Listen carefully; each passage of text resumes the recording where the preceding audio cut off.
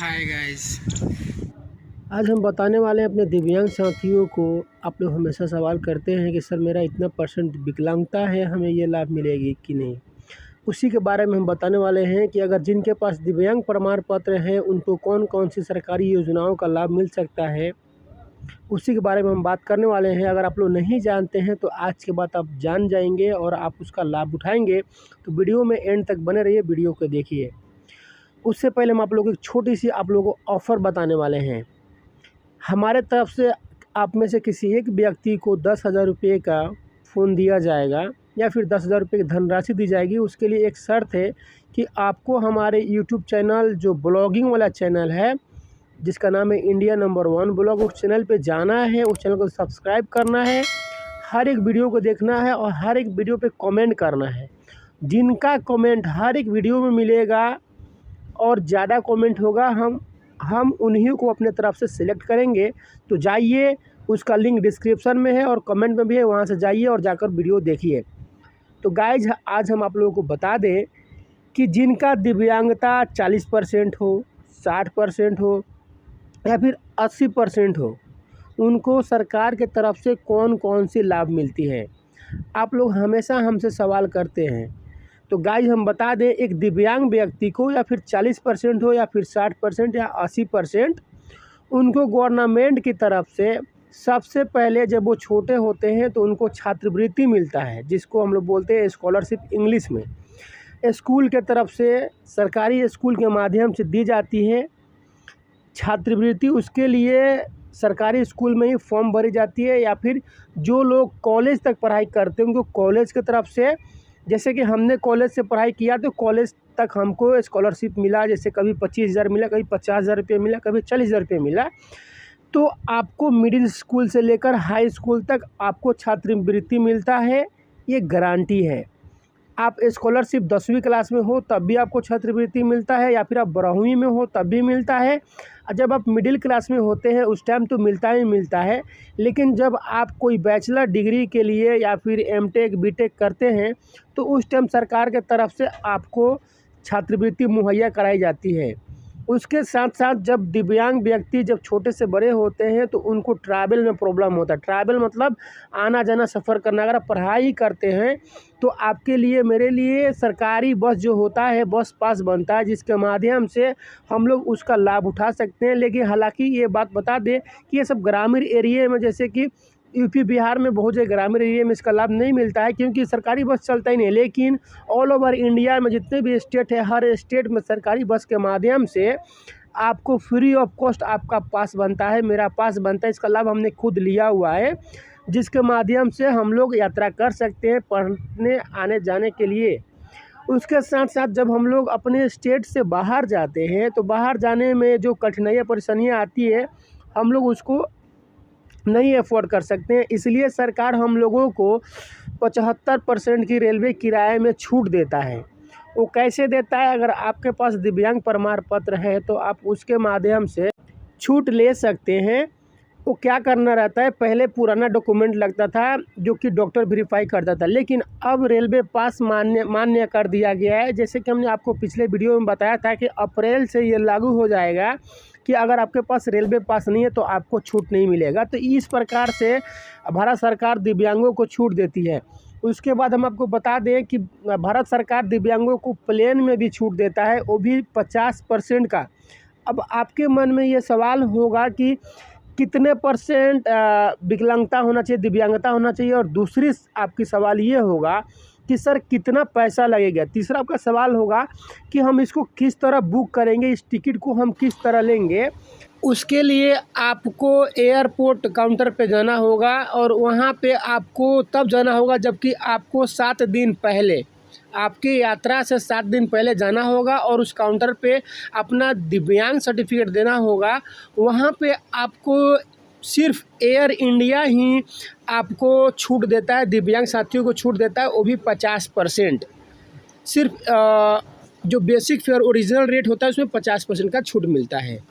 अब बहुत सारे जो दिव्यांग व्यक्ति हैं उनके मन में ये हमेशा सवाल रहता है कि सर हमारा पेंशन इतना मिलता है, हमारा पेंशन इतना मिलता है। तो गाइज हम आपको बता दें, पेंशन की जो समस्या है वो भारत सरकार नहीं, वो बिहार सरकार, यूपी सरकार, हरियाणा सरकार, आपको बता दें स्टेट सरकार डिसाइड करता है।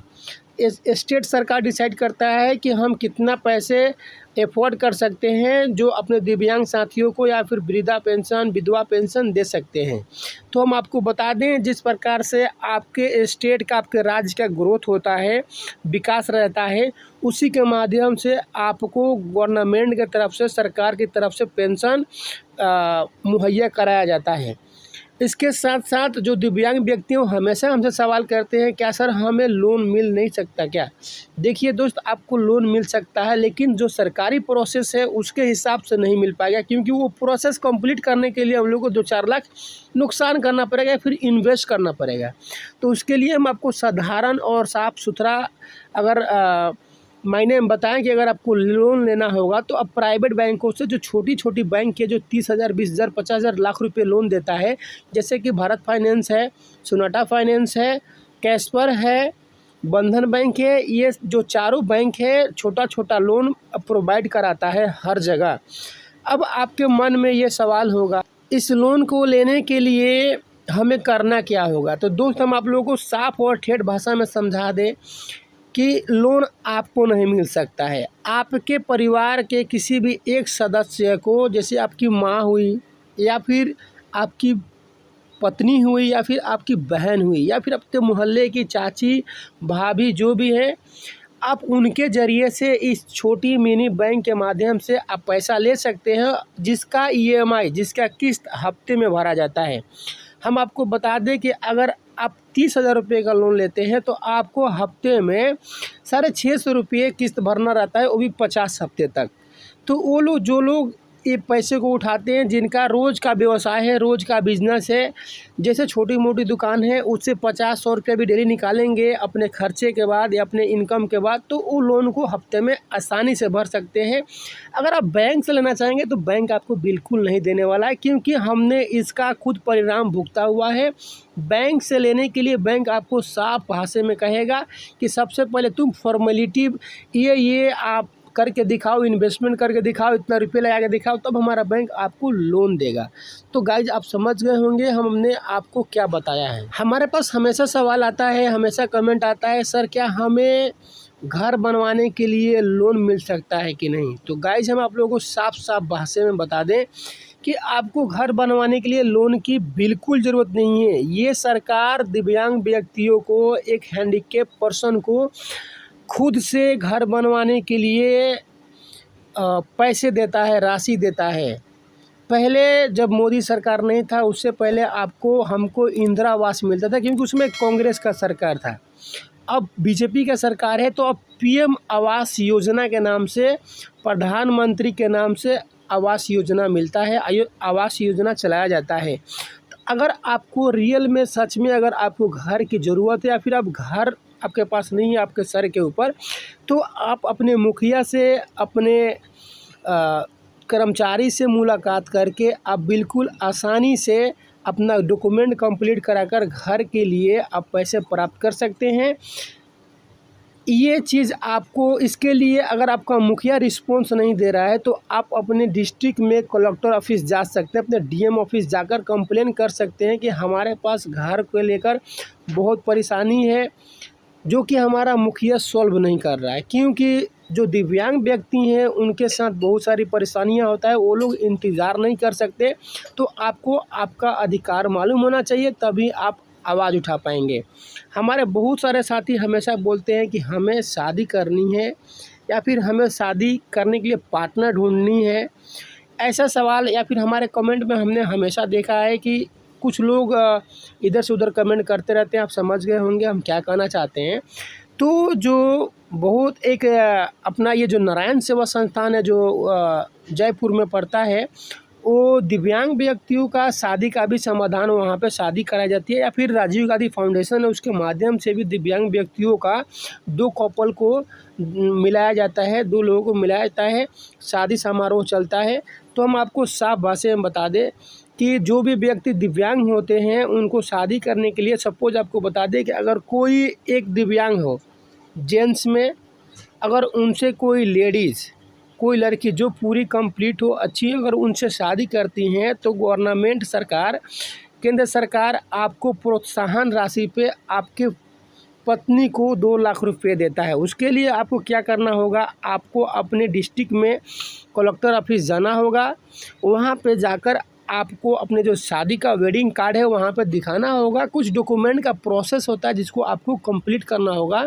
जब आप उसको कंप्लीट करेंगे तो आपको समय निश्चित किया जाएगा, निर्धारित किया जाएगा, बताया जाएगा कि आपको इतने दिनों में या फिर आपका ये जो प्रोसेस है कंप्लीट हो जाएगा तो आपको इन्फॉर्म किया जाएगा, आपको ये धनराशि मिलेगी।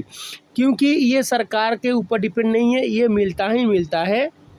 उम्मीद करता हूँ कि आप सभी को हमारी राय या फिर हमारी जानकारियाँ, हमने ये वीडियो इतना लंबा इसलिए बनाया कि आप सभी का सवाल एक झटके में एक लाइन में ख़त्म हो जाए।